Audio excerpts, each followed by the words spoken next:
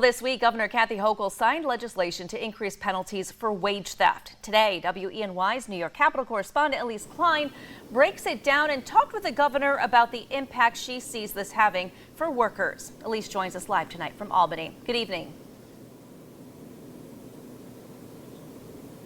Renata, good evening. The governor says this is an issue across the state, and this legislation could act as a deterrent. This bill is also something that lawmakers have been trying to pass for several years. In the most recent legislative session in Albany, lawmakers passed legislation intending to increase penalties for wage theft, an issue some lawmakers say is significant in the state. It's a huge issue. We're talking about over $3 billion in stolen wages every year. A third of those are from what are called, low-wage workers, blue-collar type workers, that many of them don't have a union. Last year, the state's wage theft task force recovered nearly $3 million in restitution owed to New York State workers. Governor Kathy Hochul says this new law will act as a deterrent for employers trying to withhold their workers' wages.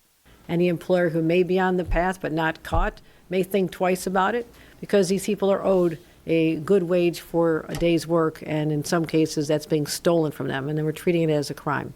Assemblymember Cruz says she sponsored this legislation from a personal story of her mother, who she says was robbed of wages as a domestic worker about 20 years ago. For many workers who live paycheck to paycheck, Cruz says stolen wages is a significant stress. In 2-3 weeks of wages doesn't sound like much, except that when you are a single mother, you're an immigrant, and you're trying to sustain a household, it can mean the difference between buying food, not buying food, getting evicted. This new law will take effect immediately. Reporting live from Albany, I'm Elise Klein for WENY News. Renata, back to you.